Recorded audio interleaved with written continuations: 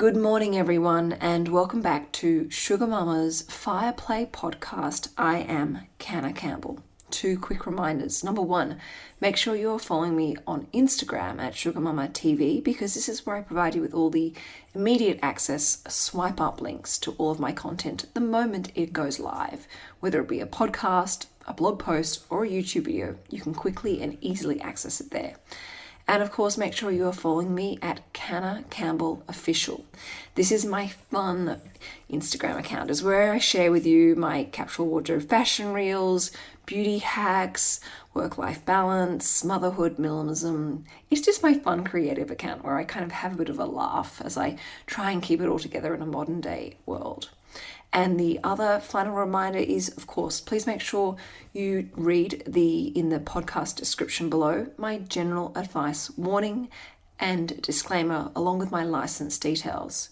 As you're aware, all of my content is always general advice. I'm never giving you personal advice, and I'm never giving you any product advice because I simply don't know anything about your financial situation, your risk profile, your goals, your deadlines. So please always, always, always bear that in mind. All of my content is general advice only.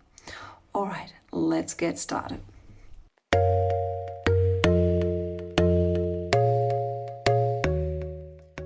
Today I'm going to share with you a beautiful, powerful and insightful conversation between myself and an amazing woman named Carmel.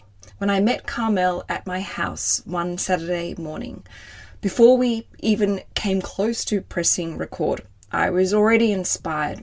I was inspired by how much responsibility and accountability she had taken on in her life. Sure, you may listen to this and think, you know what, that's not necessarily rock bottom, but it was her rock bottom. And you see, we all decide what our own rock bottom is going to be. And when she hit hers, she decided enough was enough. She didn't want to live like this. She wanted to live her life with more authenticity and take full responsibility and accountability in all her actions, decisions, and goals in her life. And the proof is in the pudding. She's turned her life around, not just financially, but in many other areas of her life.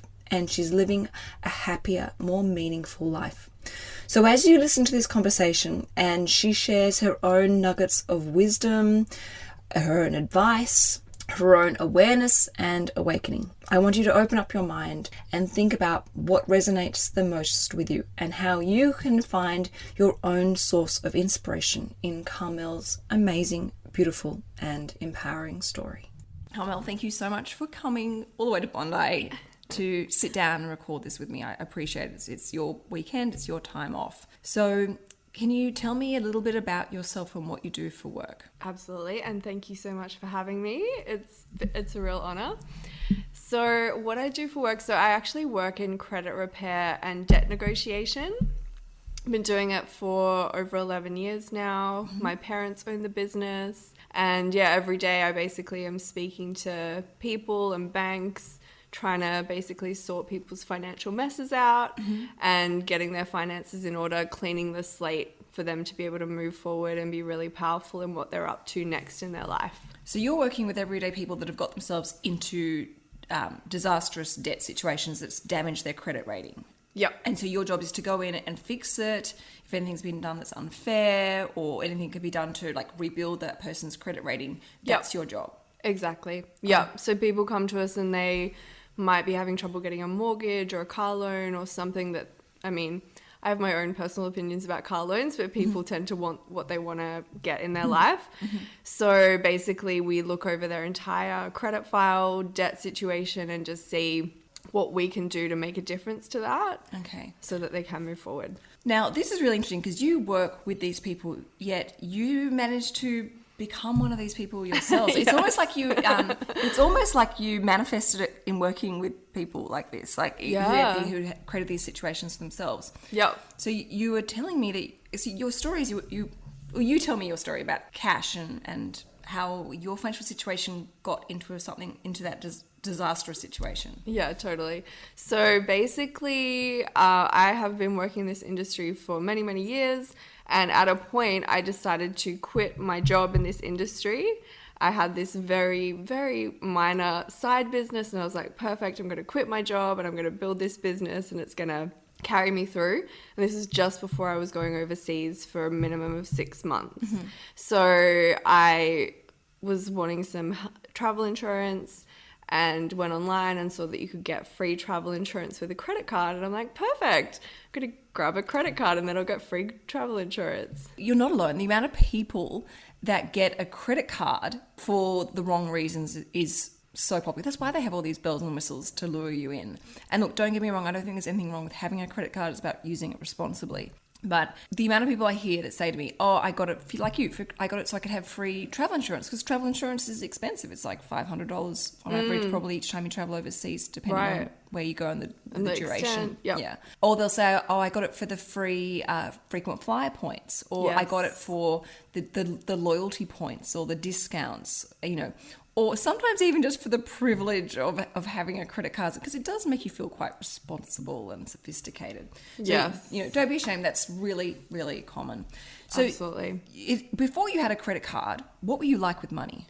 I would make a bunch of money fairly well, and then I would literally go overseas and completely spend every single cent. I would make heaps in savings, and then I'd go overseas for a long period of time and then just come back with nothing. Yeah. The one thing people get embarrassed about telling me is when they spend money, and when someone says to me they spend money on travel, I'm like, don't feel bad about that. I know, it's true. It's an investment in yourself. It's an experience. It's adventure. It's learning about other cultures and the way other people live their lives. It opens our mind. So I think spending money on travel is a beautiful thing. But obviously, it sounds like there was an element of self-destruction for you, in that you worked so hard to save up all this money and then blew all of it. So you almost forcing yourself to start again from scratch every time you came home. Yeah. But now you're not. Now we have a credit card in the story. So what happened then? Did you come home to credit card debt? Yeah, basically came home, had to live with my parents, was really struggling with my business and basically making next to no money. And then I would basically be earning money, putting it on the credit card, spending money on the credit card, earning money, putting it on the credit card, and just doing this weird cycle over and over again. It's a toxic cycle. Yeah. If you don't mind me asking, how did that make you feel? Initially it was okay. I got used to it, but there was this one moment where I literally arrived overseas. I was in this town called Portland, Oregon, which I'd wanted to go to for so many years. I'd love to go there. I know, it's so beautiful. Second day I was there, I get this phone call from my credit card company, and they said, what are you doing about your debt? You're not paying it. And they'd literally cut it off while I'm 2 days into my trip. Oh my goodness. With this continuous cycle. You work in credit. Oh my goodness. And I was avoiding the phone calls. I was literally doing everything that I know my clients do to avoid their debt. That was just me. Wow. Yeah. And I'm not judging you at all. I know. It's just interesting, your story, because I know what you've done, how you've turned your life around. Yeah.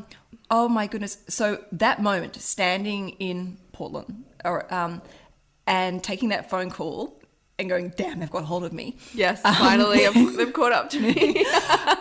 That moment, what was the sensation in your body? What was the feelings? Just freaking out and just being like, oh my goodness, what am I going to do? I was actually arguing with the bank to not have this particular outcome happen, because they'd given me a $6,000 credit card, but they'd let me use it up to $7,500. So I'd gotten used to having a $7,500 credit card, and they're like, we're stopping you now until you get back to $6,000. You will not be able to use your credit card anymore. And I'm overseas, have this particular way of like making money, putting it on the card, and just panic. Okay, so was that when you went, all right, I can't live my life like this anymore? Was that your awakening, or did it happen a bit further down? That was the first awakening. So when I did get home, I started to really diligently start putting money on it, get it down.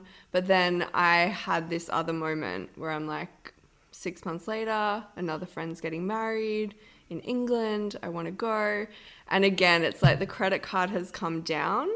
The savings have gone up. but it's still there. It's still there. And I'm about to go overseas for another 5.5 weeks. Which would potentially then wipe out all the hard work you've just done over the last 6 months. Yeah. It's like a crossroad, like going, all right, I can keep going on the journey and pay this debt off for good and start building savings, or, you know, life's throwing this opportunity in front of me to, you know, have another adventure, another, you know, journey. And the thing is, when you do manage your money responsibly, you would have had emergency savings, or you'd actually have holiday savings, rather than emergency savings. You could say, yes, I'll do it. So what happened then? What did you decide to do? I decided to go. Yep. That's okay. I was like, and I do have the luxury of having a job that I can actually do from anywhere. So I did. Were you still working on your business then? Oh yeah, good point. Okay, so in the end, I forgot that part of the story. In the end, I ended up having to go back to work for my family's business. Mm-hmm. That would have been a hard moment. You've been working on this business, which I know my business is my baby. I'm passionate about it. There's a lot of pride and ego involved. Yeah. So that would have really hurt. But good on you for being honest to yourself. You know, our Prime Minister talked about zombie businesses, and I mean, it's not whether I agree with him or disagree with him, but sometimes we do try and hold on to things that are not great businesses, or not great businesses within our businesses. And I'm saying this because I've had zombie businesses within my own business, and I've had to go, you know what, as much as I like this, as much as, you know, I dreamt about this being amazing, it's not working. And it does take a chip on your shoulder to, you know, the ego and especially going back to a family business, the family's like, we really want you to work for us, and then I've said, no, I'm not going to work for you guys anymore, and then going back. So it's something like when you do make that realization and go, all right, I have to cut this business loose because it's not working for me. There is, I think, sometimes an element of relief and a rush of energy for being honest. Finally, like refusing, you know, I know for myself, I refused to admit that there was a couple of elements of my business that weren't profitable or weren't worthy of the time and energy wasn't worth it. And when you like face the music, you gotta go, all right, okay. So all right, so you've back in the family business. Back in the family business. Did it take long to get over that feeling of letting that business go? It did. Yeah, it took a while because I gave everything to it. Like I would work in the mornings on it, like from 7 a.m. until 9 before I started work. Wow.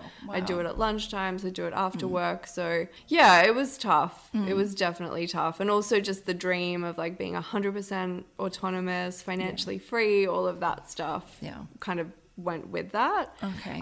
So yeah, it probably took like a year to really be at peace with it. It's like a breakup of a relationship. You've got to heal from it. Yeah.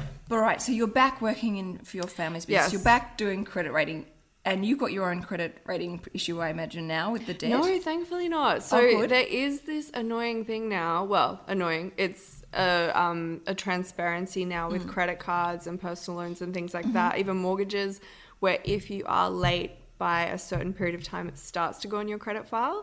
And because I know that this was coming in and knew that it was coming in, I like started to make sure that just before my credit card company started listing that information, that everything was in line. Good on you. But all you have to do for that is actually pay the minimum monthly repayments. Okay. So you don't have to pay, you know, what you... Not that we're recommending here that you only pay the minimum, that's but what I mean. It's good to know that as a backup. But that's the thing. It just keeps you accountable to the minimum, which is next to nothing for the most part, and never disappears the debt. Okay, so you've hit rock bottom debt. You've gone back to the family businesses, and you've decided enough's enough. I need to change my life around. Like, can you share with me what you did? What was your awakening? What was that aha moment? Yeah, definitely. It was actually after that trip, when I went overseas in 2018, I was like, okay, enough of this. I'm actually going to get committed to doing it. And I started putting aside 20% of my income every single week for the debt, and then 10% for savings. Okay. So I just started doing that consistently. How did you work out that percentage? I think, I don't know, you just hear from different like money books and buckets and ratios, percentages. Did you do a budget?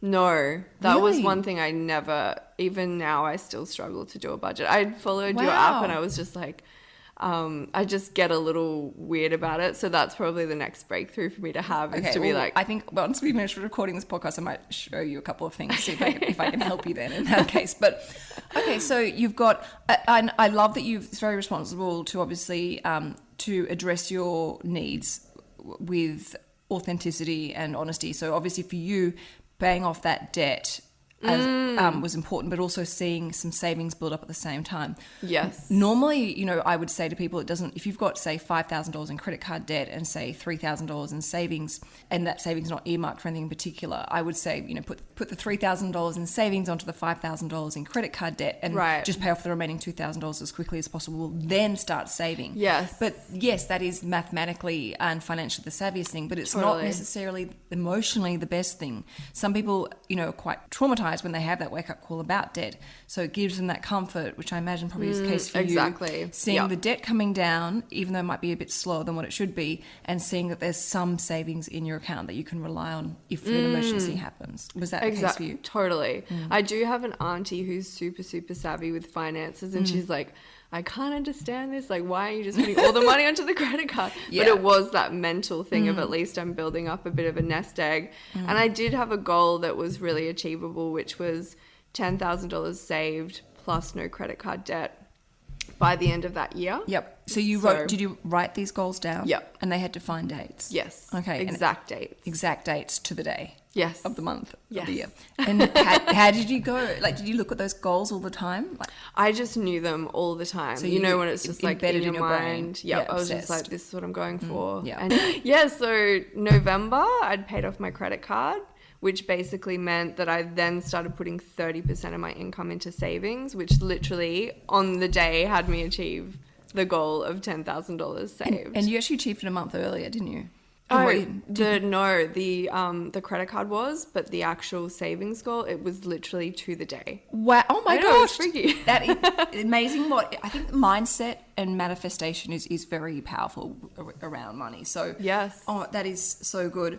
When I often say to people who are in credit card debt, there is a beautiful blessing, and I think I even say this in my book, Mindful Money. There is an amazing blessing, an amazing lesson, amazing insight, and amount of wisdom to come from facing the music and paying debt off quickly. Yep. Even building up savings, because savings takes a long time to build that goal or that deposit or the money for the holiday, whatever it might be. Yes. But there is, as you go through the process, which at times is frustrating, painful, annoying, disheartening even at times, you really learn some important principles about money, about how long it takes to earn it, how quickly we can spend it, how quickly all the little bits add up.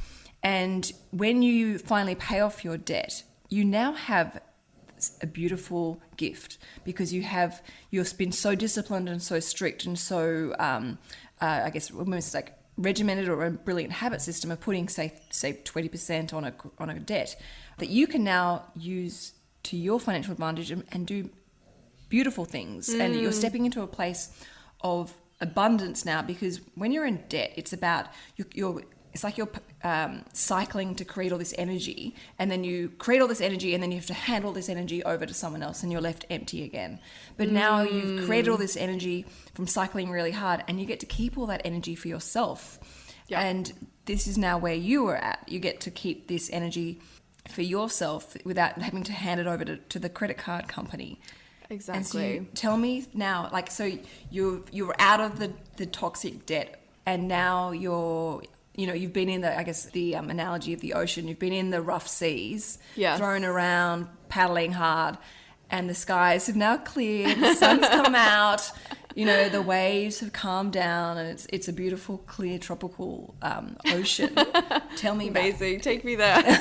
Well, you are there. Yeah. And it's getting better and better, and the water's getting warmer and warmer, and you're swimming through.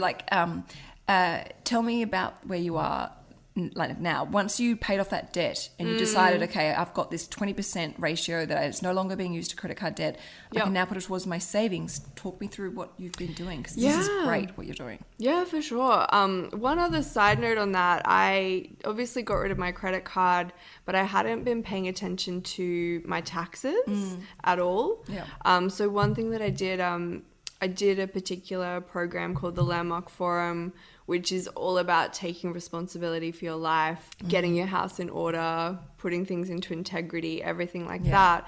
And I think once the credit card was out of the way, it showed up other areas like the tax. Yeah. So how I kind of altered things from there is, instead of putting all my money into savings, I wasn't putting anything aside for tax. So I would literally get this giant bill at the end of the year and be like, Yeah, you know what? A lot of people, because I will touch on your side hustles, because you had some brilliant ones that really helped you get that credit card debt off quickly and keep you on top of your budget, even though you don't have a budget.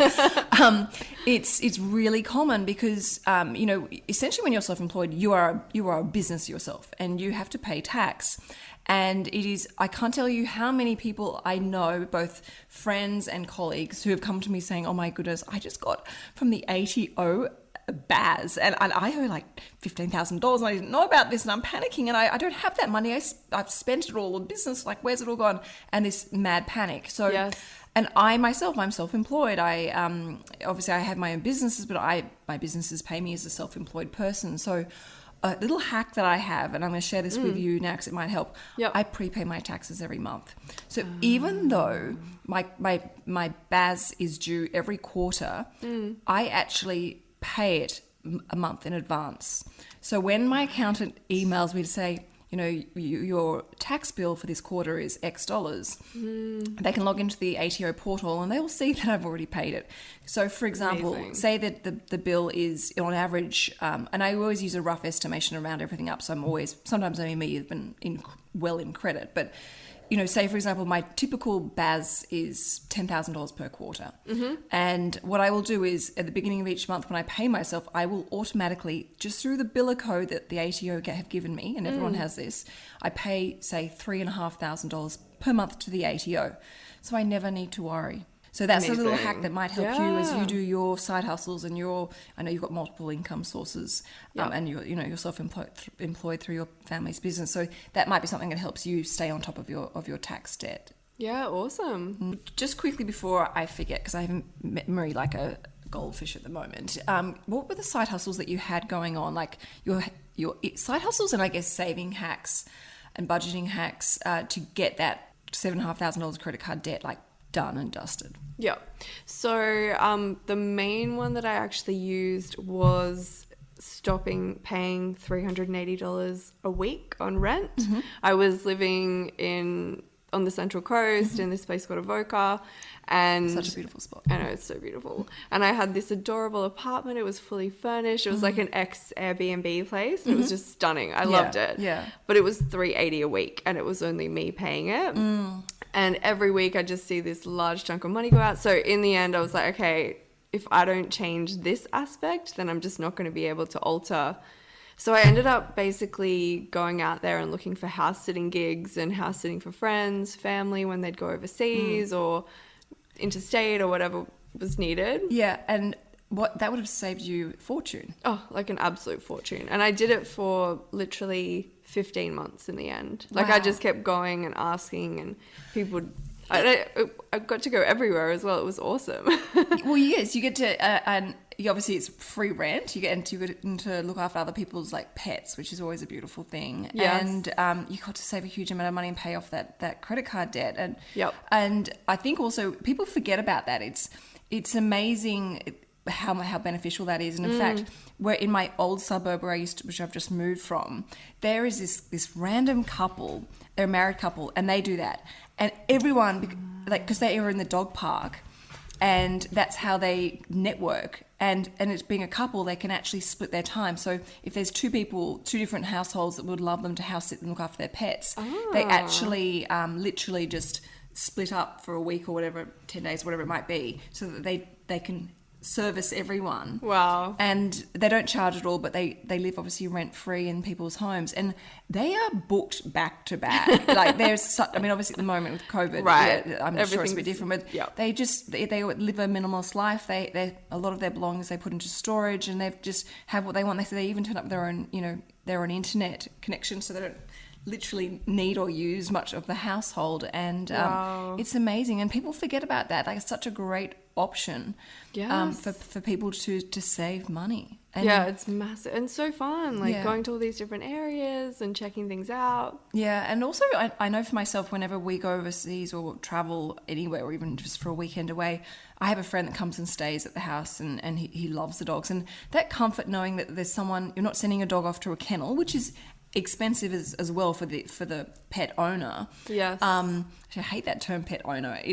It's your family member. You're not really an owner of anyone or anything, but knowing that the dogs are in, or the pets are still in the sanctuary, in the safety of their own home, they're still with their same or similar routine.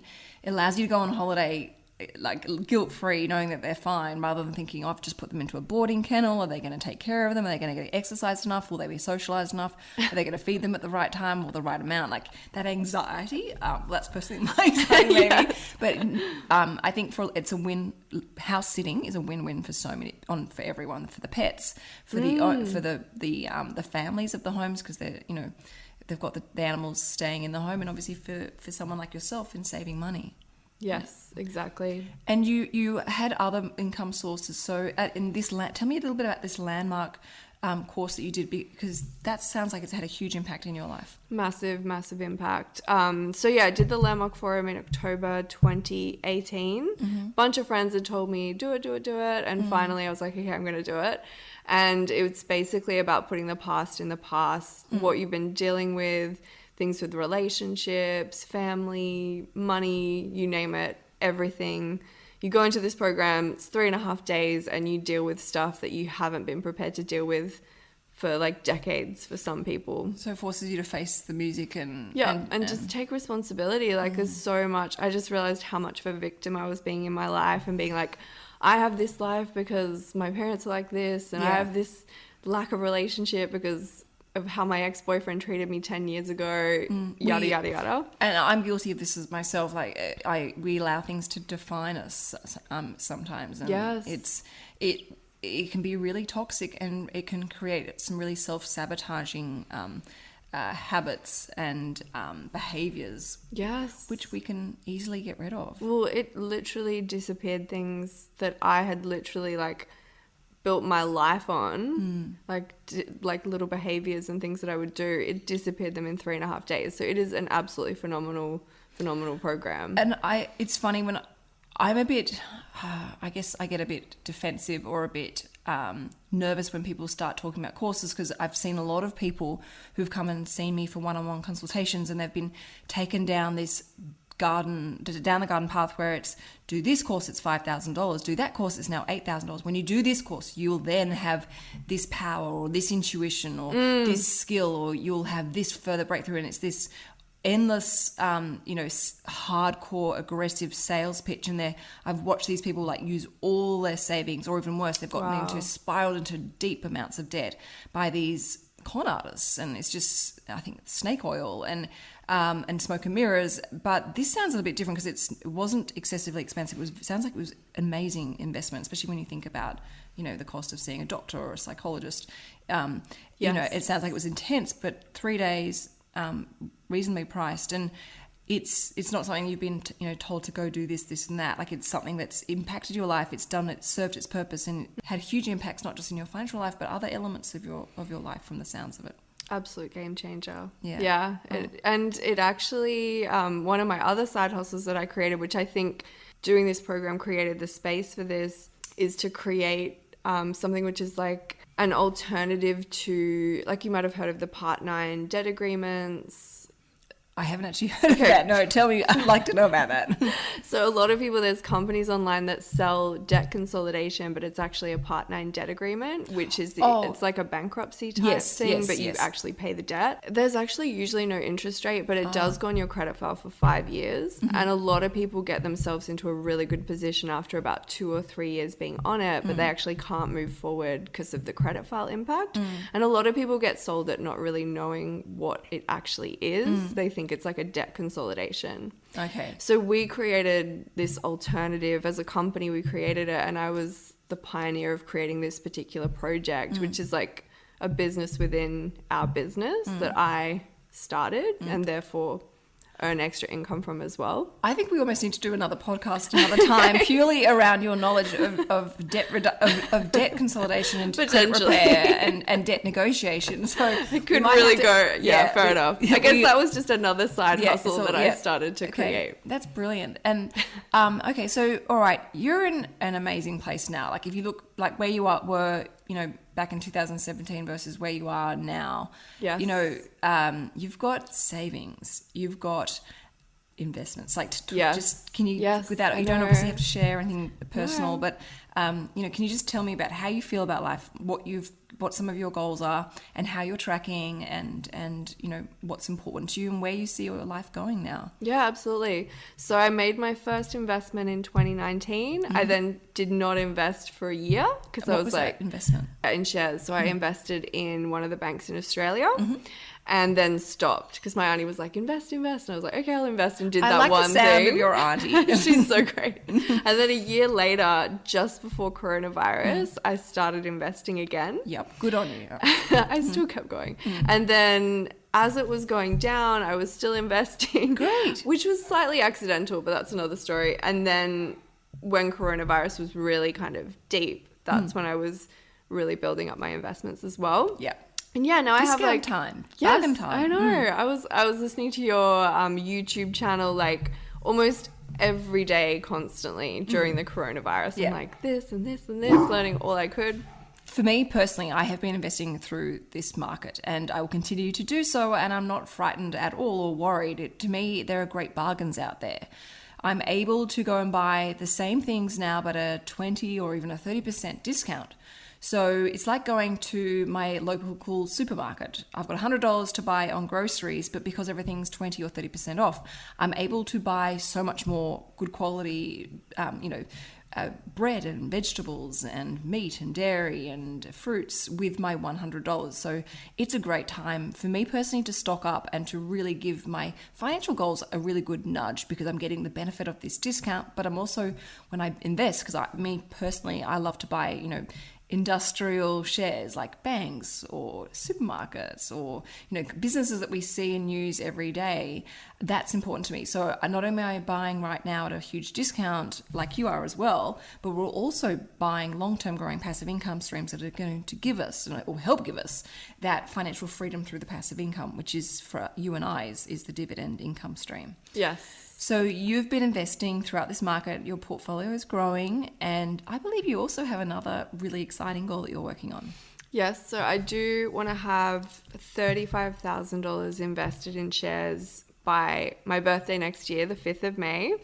I love that you have it's so your goals are so clear and defined in that you've got not just a end of May or it's the 5th of May. Yeah. This is your birthday, and it's this amount of dollars, it's $35,000, it's precise. And the fact you did that previously to get rid of your credit card debt, and you actually achieved it on that day, like shows you how important is having a goal. So important, so powerful, because otherwise it's just like with some other areas of my life, I don't have a very particular goal and I have the life that I have in that particular area, whereas with money, it's just like so on point.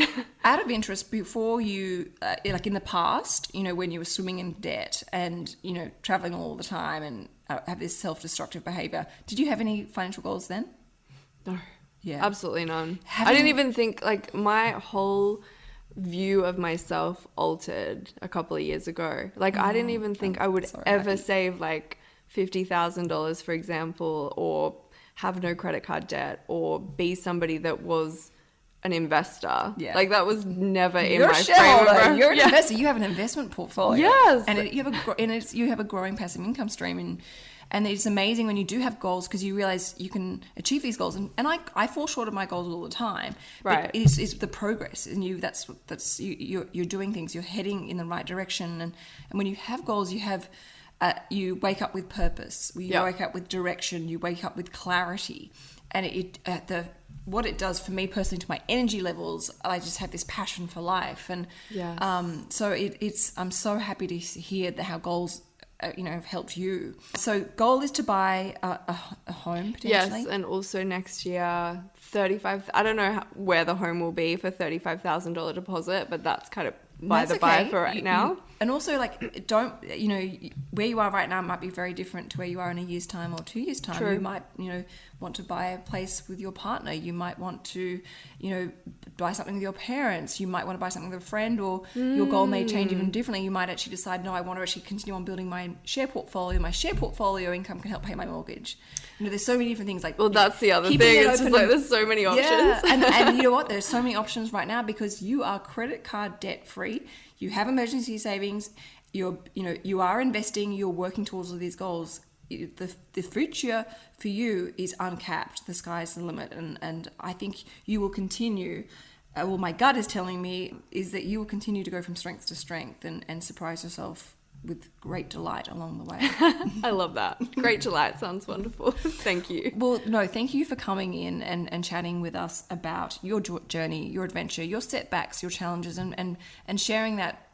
It's you know, it's hard to say, like, I got into credit card debt and my job is to help people, you know, fix their debts and credit rating issues. So thank you for coming all the way to Bondi to share this story with me and to help other people realize, you know, what they can do. And just, I'd also like to offer you a one-on-one session with me whenever at a time that suits you, so I can help you talk to you about your share portfolio and help you with your investment decisions and your investment goals, so that I can guarantee you will definitely continue on working on that. So please take me up on that offer whenever you want. And so that's my way of saying thank you for coming and doing this with me.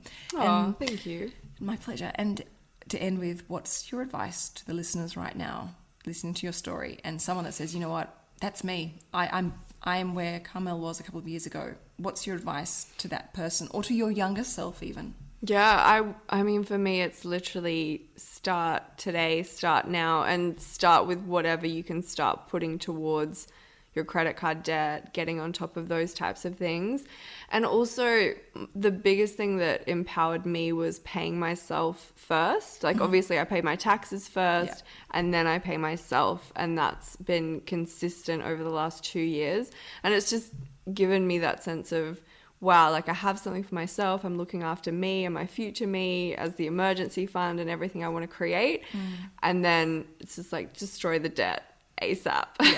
And never, ever, ever be late on making a payment. Make sure you make phone calls to people. Don't hide under a bushel, or I don't know, under your bed covers, or whatever you do to hide and avoid difficult things. Hiding in Portland, potentially. Yeah, exactly. Run overseas. Yeah. It will come. That debt will chase you. And absolutely. And it's damaging. It's very damaging for your mental state. So just face what you can, get the support that you need to actually face what you need to face to move forward. Amazing. Thank you so much. Now, I think we should definitely organise to have another podcast so you can share with me what you do for your business, because it sounds fascinating, and obviously you're incredibly knowledgeable with the depth and fine details of debt. So we'll have to lock in another time to do that. So awesome. Carmel, thank you so much. I really hope you've enjoyed listening to Carmel's story, and that it is helping you awaken and realize what you can do in your life to help create so much more pleasure and enjoyment by doing the work on your finances, so that you have the space for so much pleasure and enjoyment. I'm Canna Campbell. Please don't forget to rate and review. And of course, make sure you're following us on Instagram at Sugar Mama TV to see what the next podcast is all about. Ciao for now.